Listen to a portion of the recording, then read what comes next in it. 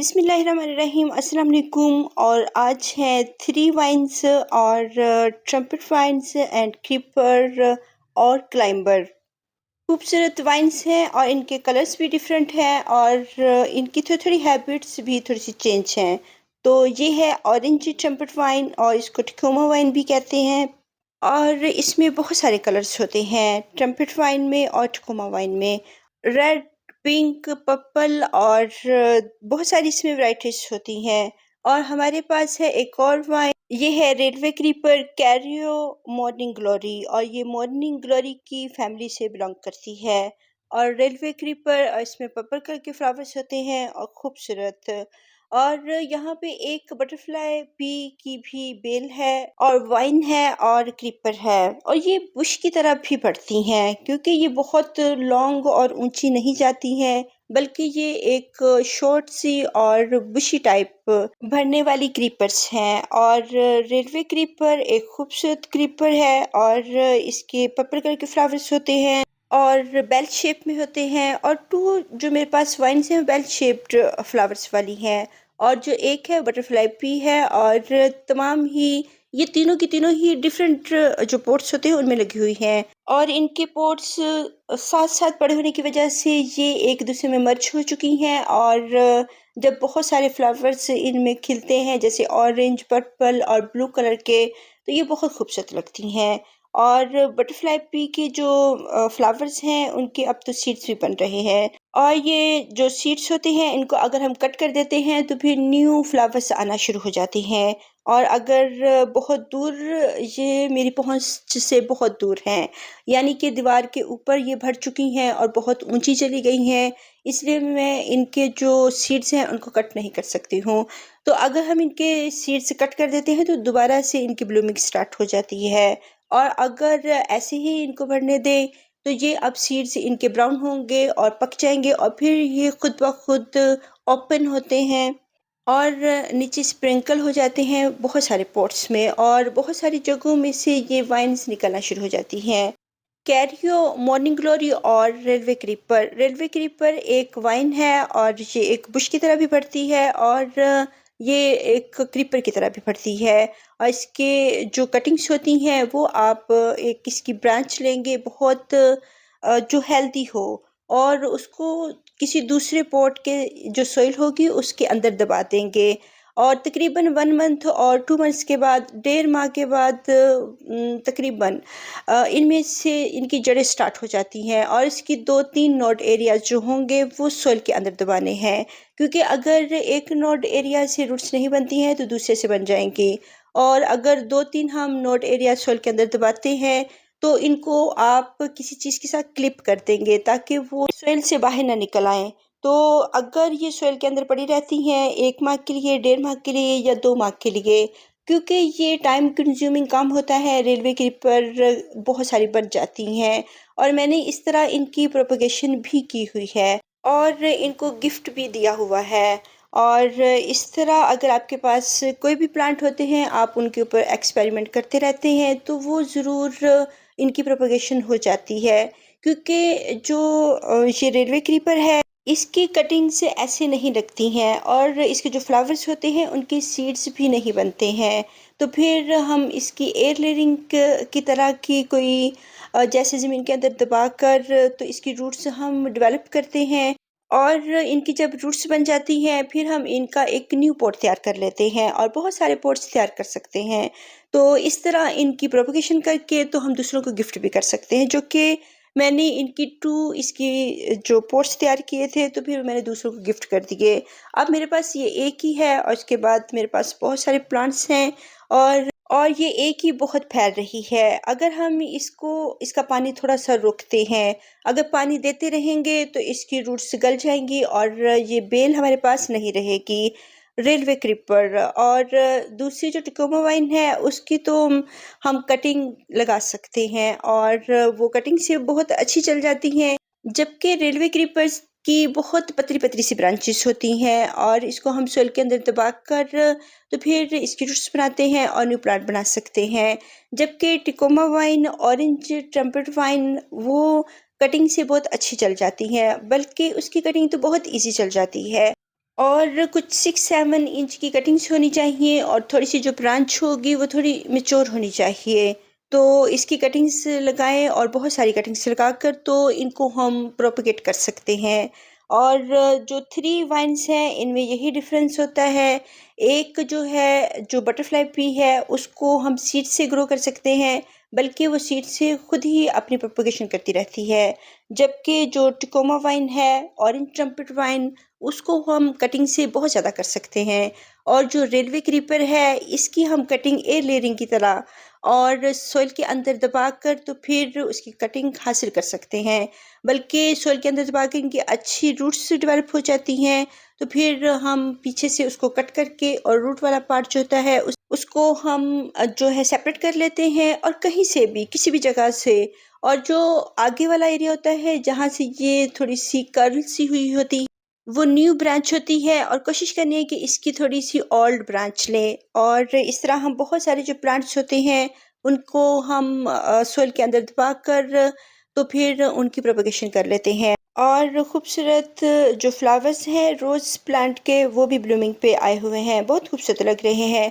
और गार्डन में बहुत सारे फ्लावर्स होते हैं, बहुत सारे प्लांट्स होते हैं, जो कि कभी ना कभी किसी ना किसी वक्त फ्लावरिंग करते रहते हैं। बटरफ्लाई पी के अभी जो है फ्लावर्स नहीं आ रहे हैं, लेकिन कभी कोई जो वाइन है वो फ्लावरिंग कर रही होती है और कभी कोई। तो इस तरह हमें जब एक ही टाइम में बहुत सारे कलर्स मिल जाते हैं, ऑरेंज और ब्लू और पर्पल, तो ये यहाँ पे बहुत खूबसूरत लगती हैं। तो अलग-अलग पॉट्स में लगाएँ अगर आप ज़मीन में लगा रहे हैं, और थोड़े से डिस्टेंस पे लगाएँ और 1 डेढ़ जो फुट के फासले पर इनको लगाएँ, ताकि इनको फैलने में और इनकी जड़ें बनने में इनको आसानी हो। और ये जो वाइन्स हैं मैंने पॉट्स में लगाई हुई हैं तकरीबन 14 या 16 इंच के। और जो एक वाइन है, जो टेकोमा वाइन है, वो तो बहुत बिग पॉट में है। तो आप इनको तकरीबन वो 2 फीट का होगा जो दूसरा पॉट है।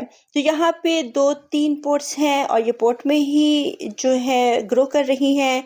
तो आप इनको कुछ अरसे के बाद जो है लिक्विड फर्टिलाइज़र दे सकते हैं, क्योंकि ये लिमिट स्पेस में है।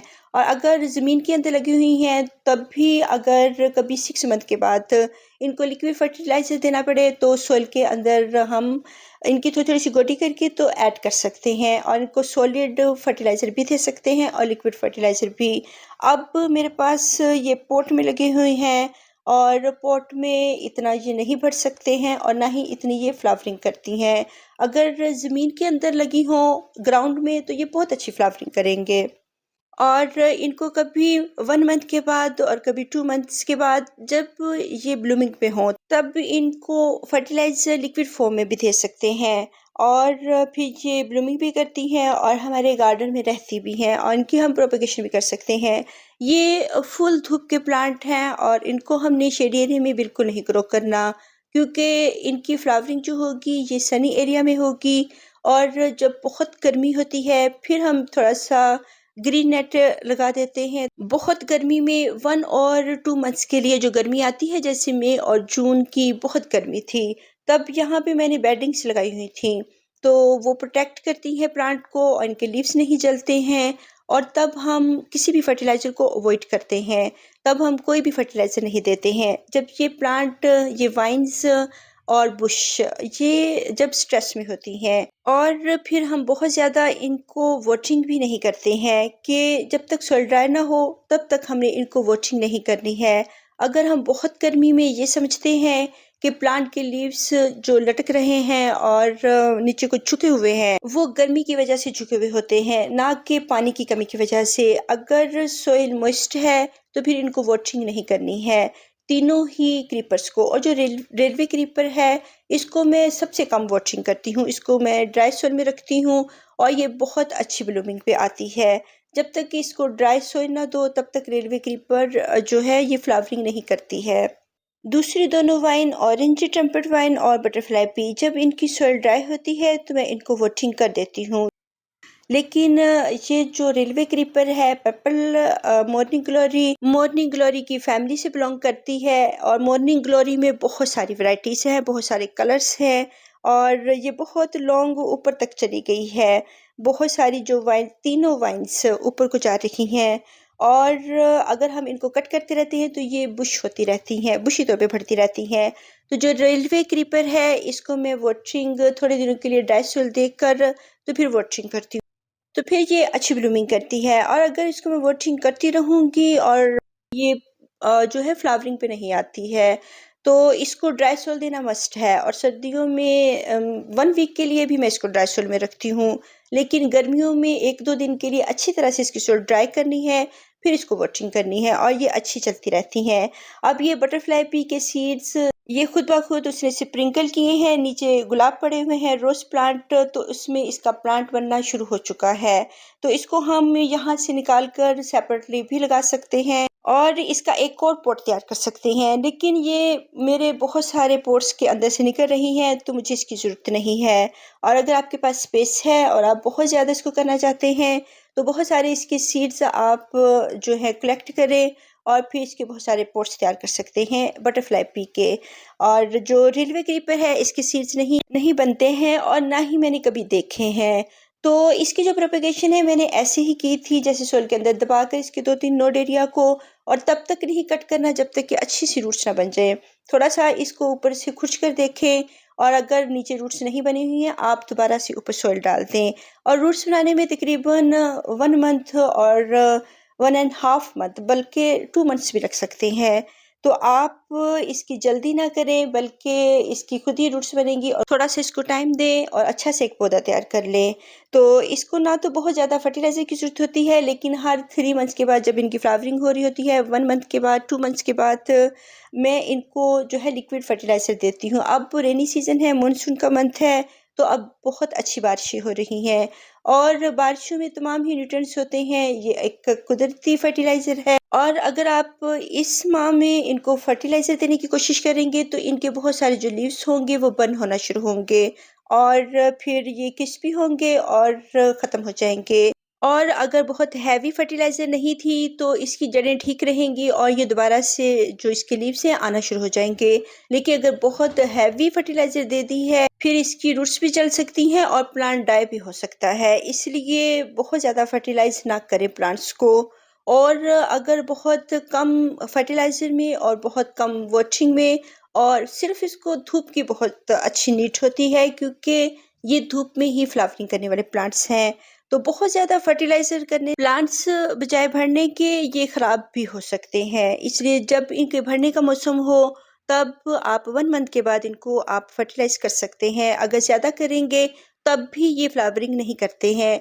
ये नहीं है कि बहुत ज़्यादा फर्टिलाइज़र करने से ये प्लांट्स अच्छी फ्लावरिंग करते हैं, बल्कि बाज़ अवक़ात नहीं भी करते हैं, क्योंकि ये स्ट्रेस में होते हैं और प्लांट्स जब स्ट्रेस में होते हैं बहुत ज़्यादा ओवर फर्टिलाइज़र से, बहुत ज़्यादा धूप से, बहुत ज़्यादा ओवर वाटरिंग से, तो फिर ये फ्लावरिंग पे आने की बजाय ये स्ट्रेस में चले जाते हैं और फ्लावरिंग नहीं करते हैं।